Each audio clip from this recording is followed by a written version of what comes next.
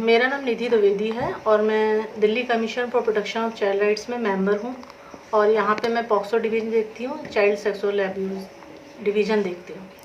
आज आपके इस प्रोग्राम का मेन उद्देश्य क्या है? आज जो आशादीप फाउंडेशन की तरफ से जो ये प्रोग्राम रखा गया, coordination with different stakeholders, इसका उद्देश्य यही है कि जो चाइल्ड सेक्सुअल अब्यूज़ की जो हम लोगों के देश में समस्या है, उसको डिफरेंट स्टेक होल्डर्स को कोऑर्डिनेट करके और उसको स्लोली मिनिमाइज किया जाए और आफ्टर दैट एरेडिकेट कर सकें हम सब लोग। तो इसका मेन उद्देश्य चाइल्ड सेक्सुअल अब्यूज़ की नंबर्स में कमी लाना और मिनिमाइज करना, देन एरेडिकेट करना, ये आज का मेन विषय है। एक नाटक के प्रोग्राम किया गया जिसमें विभिन्न एजेंसियों को जोड़कर बच्चे को बचाने का प्रयास किया जा रहा था, लेकिन फिर भी ट्रैफिकर्स उसमें सक्षम हुए और अपने टारगेट को पूरा किया और वो फेल हुए। तो ये नाटक के प्रोग्राम से क्या मैसेज जाता है? देखिए, आज सारे स्टेक होल्डर्स को जिसमें ICDS के वर्कर्स भी थे, टीचर्स भी थे, पुलिस से भी कुछ लोग थे, चाइल्ड लाइन से भी काफ़ी मेंबर्स थे, उन सबको एक एक्टिविटी कराई गई जिसमें ये उस एक्टिविटी के माध्यम से ये मैसेज देना था कि कितने सारे लोग बच्चों के साथ काम कर रहे हैं, डिफरेंट स्टेक होल्डर्स, जिसमें चाइल्ड लाइन है, पुलिस है, CWCs हैं, DCPOs हैं और अदर वकील हैं, जज हैं, सारे लोग एक बच्चे को बचाने की कोशिश कर रहे हैं और वो उस बच्चे को बचा नहीं पा रहे हैं because of lack of coordination. तो हम सोसाइटी को और हम लोग के जो सिस्टम में लोग हैं उनको ये मैसेज देना चाहते थे इस एक्टिविटी से कि वो लोग आपस में कोऑर्डिनेशन रखें, और कोऑर्डिनेशन से जब हम एक काम करते हैं तो वो एक मजबूत काम होता है, एक स्ट्रेंथन बनती है और उस बच्चे को हम बचा सकते हैं।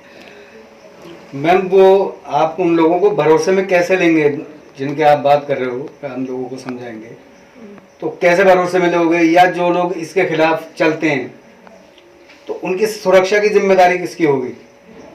आप लेंगे या पुलिस प्रशासन देगा? क्योंकि ये क्रिमिनल लोग होते हैं जो ऐसी एक्टिविटी करते हैं, ये क्रिमिनल लोग होते हैं।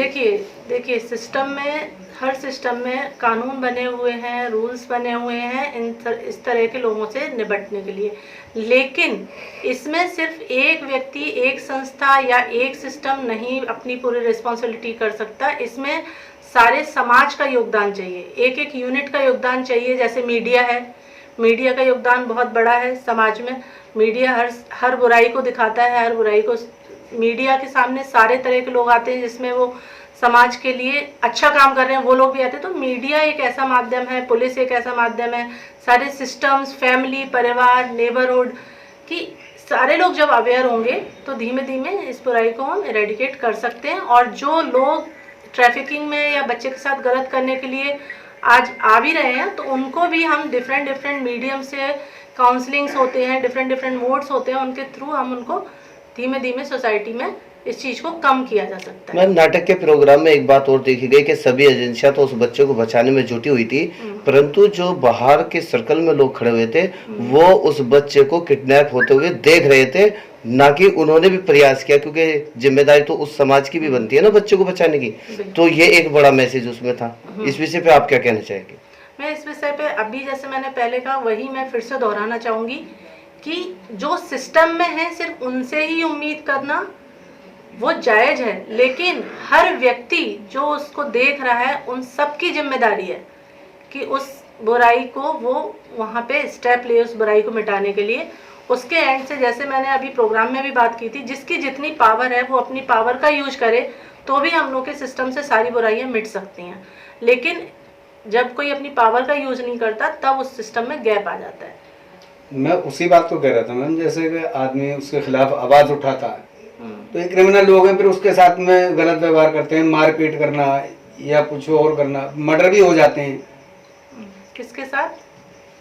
जो लोग क्रिमिनल लोग हैं, जो यौन शोषण कर रहे हैं और जो जनता खड़ी देख रही है वो उसके खिलाफ आवाज उठा रही है। नहीं, देखिए इसी के लिए मैं कह रही हूँ, आवाज उठाने वाले को के साथ जो गलत होगा उसे भरोसे में कैसे लिया जाएगा या उसकी सुरक्षा कैसे की जाएगी, इसके लिए भी सारा सिस्टम है। और दूसरी बात मैं ये कहूँगी कि मैं अभी इससे पहले भी बोली थी कि जिसकी जितनी पावर है, अगर एक पुलिस की जो पावर है पुलिस ही यूज कर सकती है, एक कमीशन की जो पावर है कमीशन यूज कर सकता है, डीसीपीओ की जो पावर है। तो इस तरह से अगर कोई व्यक्ति इस मामले को सामने लाता है तो उसकी सुरक्षा की जिम्मेदारी सिस्टम की है, पुलिस की है, और जो स्टेक होल्डर्स उस बच्चे के साथ जुड़े हुए हैं उस बच्चे की और बच्चे से जुड़े लोगों की।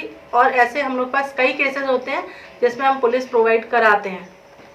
बच्चे की सेफ्टी, जब तक बच्चा उस सिस्टम से, उस डर से बाहर नहीं निकलता, उसके पेरेंट्स, तो कई केसेस में ऐसा भी हुआ है जब हम लोगों ने पुलिस प्रोटेक्शन प्रोवाइड कराया है। दिल्ली के थानों में 1098 के बूथ बनाने अनिवार्य हैं, तो क्या दिल्ली के सभी थानों में 1098 के बूथ बने हुए हैं? देखिए 1098 के बूथ के बारे में मैं ये कहना चाहूँगी कि जितने हैं, क्या उनका सही उपयोग हो रहा है? क्या उन तक वो सारे क्राइम्स पहुँच रहे हैं जो भी हो रहे हैं? तो पहले जो हमें वर्क करना है वो ये करना है कि आप जितना भी सिस्टम में जो कुछ है आप उसको उपयोग करना सीखें। मैं जनता से, पब्लिक से यही कहना चाहूँगी, जो सिस्टम में है अभी वही पूरी तरह से उपयोग में नहीं आ पा रहा। Because lack of awareness, lack of fear, डर है लोगों के अंदर, जैसा आपने कहा। तो जब तक उस डर से, उन चीज़ों से बाहर नहीं निकलेंगे तब तक जो सिस्टम में जितना है, अगर हम ये मान लें कि सिस्टम में 60% है या 70% है, आपके अकॉर्डिंग हम ये भी मान लेते हैं कि 30% नहीं भी है, 40%, लेकिन क्या 60% सही से सब लोग यूज कर पा रहे हैं? सबसे पहले प्रायोरिटी हमें इस बात को देनी चाहिए कि जो हम लोग के पास सिस्टम में है उसको हम पहले तरीके से यूज करना सीखें, उस सिस्टम को, उस बच्चे को न्याय दिलाने के लिए। देन हम आगे भी काम करें, और कर रहे हैं, सारी चीज़ों पे काम हो रहा है। जिस लेवल का काम जिसके पास है वो उस पे काम चल रहा है। तो जैसे कि मैं थोड़ा सा यहाँ पे बताना चाहूँगी, कमीशन ने अभी एक स्माइल प्रोजेक्ट लॉन्च किया है जिसमें हम लोग उन बच्चों को ले रहे हैं जिनके जो पॉक्सो विक्टिम्स हैं, और उनका हम पूरा रिहेबिलिटेशन करने का एक प्रोसेस स्टार्ट कर रहे हैं सर, जिसमें हम एक मॉडल क्रिएट करेंगे कि किस तरह से उन बच्चों का हम फॉलो अप एंड बच्चों की पूरा कि मतलब education, mental health, physical health, सारा हम उसमें कवर करेंगे। और जब एक सिस्टम क्रिएट हो जाएगा तो हम उसको सारे स्टेक होल्डर के सामने उस मॉडल को रखेंगे कि किस तरह से हम एक बच्चे को प्रॉपर रिहेबिलिटेट कर सकते हैं और वो सोसाइटी का एक पार्ट बने, सोशल रीइंटीग्रेशन हो उसका। तो ये सारे काम हर लेवल पे किए जा रहे हैं। तो आशादीप फाउंडेशन लगातार पिछले कई वर्षों से इन बिंदुओं पर केंद्रित होकर कार्य कर रही है, तो आशादीप फाउंडेशन के लिए क्या कहना चाहेंगे? आशादीप फाउंडेशन के लिए मैं बहुत आभारी हूँ, और मतलब बहुत सराहनीय काम कर रहे हैं वो। मैं उनको अभी जब से आई हूँ कमीशन में तब से देख रही हूँ, आए दिन मतलब मैं देखती हूँ कि इनकी ट्रेनिंग्स होती हैं। कई बार मैं उनको टाइम दे पाती हूँ, कई बार नहीं भी दे पाती, लेकिन उनके सततता में निरंतरता देख रही हूँ। और आगे भी हम चाहते हैं कि आशादीप फाउंडेशन जिस तरीके से काम कर रहा है तो वो कमीशन के साथ भी काम करे। और चूंकि उनका सबसे अच्छा जो मुझे लगता है आशादीप फाउंडेशन का, कि वो कम्युनिटी बेस्ड वर्क करते हैं। मैं जब भी यहाँ आती हूँ, कम्युनिटी के लोग होते हैं जिन तक जो चीज़ें पहुँचनी चाहिए। तो इस तरह की अभी सिस्टम में थोड़ा सा ये है कि अभी लोग ऑर्गेनाइज सेक्टर में पहुँचते हैं, अनऑर्गेनाइज सेक्टर में नहीं पहुँचते। तो मैं ये उनका सराहनीय, मतलब उनके लिए थैंक यू, या मतलब जितना भी कहना चाहूँ वो कम है कि वो कम्युनिटी बेस्ड वर्क कर रहे हैं, जिसके लिए कमीशन भी मतलब इस चीज़ में इंटरेस्टेड है कि कम्युनिटी तक वो चीज़ें पहुँचें।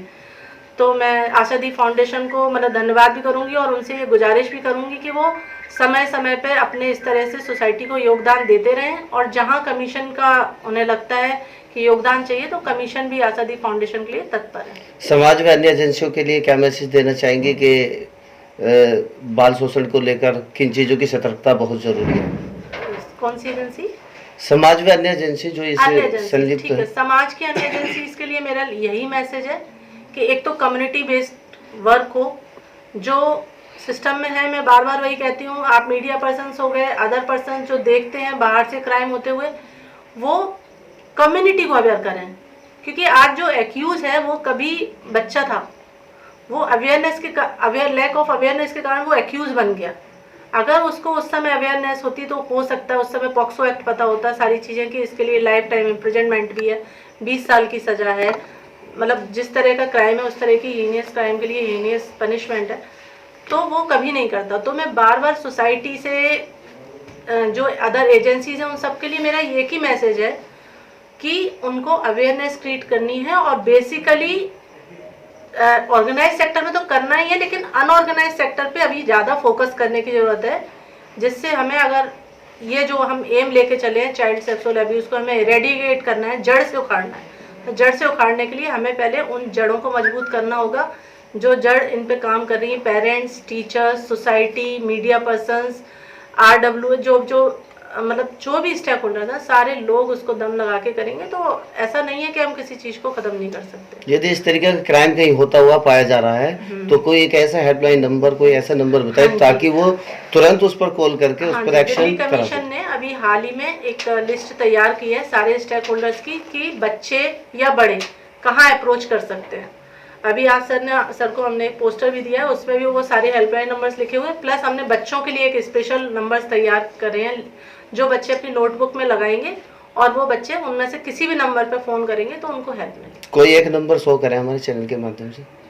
जैसे DCPCR नंबर है 9311551393, ये DCPCR का नंबर है, उसमें पुलिस का नंबर है, प्लस चाइल्ड लाइन का नंबर दिया है, साइबर क्राइम का नंबर दिया हुआ है। सारे नंबर्स हैं जहाँ पे बच्चे ऑनलाइन की सेफ्टी चाहिए तो साइबर क्राइम में कर सकते हैं, और अल्टीमेटली वो DCPCR में करेंगे तो हम लोग भी सारे स्टेक होल्डर्स को एक्शन मांगते हैं।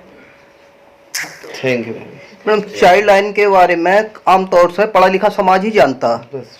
लेकिन देखने में ये आया है कि सब समाज में इस चीज़ का अंदर से कोई ऐसा वो निकल के आता जो हर किसी को पता हो। तो इसके लिए चाइल्ड लाइन को कुछ अपनी तरफ से ऐसा नहीं करना चाहिए कि इसका प्रचार अच्छी तरह से हो और आम जनता तक इसकी बात पहुंचे। देखिए, चाइल्ड लाइन का नंबर मेरी जितनी नॉलेज में है, हम लोग सब जगह लगाते भी हैं, सब जगह पेस्ट भी करते हैं, और जो भी डॉक्यूमेंट्स जहाँ पे भी होता है चाइल्ड लाइन, चाहे कमीशन का नंबर हो, CWC का नंबर हो या नहीं हो, लेकिन चाइल्ड लाइन का नंबर फ्लैश किया जाता है सारे स्टेक होल्डर्स के माध्यम से। लेकिन हाँ, जो जैसे मैंने अभी कहा कि सबको इस पर वर्क करने की ज़रूरत है, और जहाँ चाइल्ड लाइन का नंबर या चाइल्ड लाइन बूथ्स जहाँ चाहिए होंगे तो कमीशन उस पर कार्यरत है और आगे एफर्ट्स करेगा कि जो चीज़ें, जो गैप्स आ रहे हैं उनको समाप्त किया। नहीं, एक समाज के निचले वर्ग को भी तो ये मैसेज जाना चाहिए। ये पढ़े लिखे समाज में तो पता है कि कोई चाइल्ड लाइन कोई जो न संस्था है, लेकिन आमतौर से लोगों को पता नहीं है। आसादी फाउंडेशन है, जी कम्युनिटी बेस्ड वर्क कर रही है। जब ये कम्युनिटीज में काम करते हैं तो ये अपने पोस्टर्स भी लगाते हैं, चिट्स भी, पैम्पलेट्स भी डिस्ट्रीब्यूट करते हैं, उन सब में चाइल्ड लाइन का नंबर होता है। और अभी जो हम आगे कम्युनिटीज के साथ प्रोग्राम करने की सोच है, उसमें ये सारे नंबर्स हम इवन ग्रेफिटी जो दीवारों पे हम पेंटिंग करते हैं उसको भी अप्लाई करने की सोच रहे हैं कि जो सालों साल मतलब देख सकें वो लोग, एक दो साल तक चले, तो वहाँ पे वो नंबर्स भी मिलेंगे और अप्रोचेबल जो भी स्टेक होल्डर्स हैं उनके नाम और ईमेल एड्रेस और सारी जो भी उनके लिए उचित जानकारी होगी वो उसमें रहेगी। Thank you.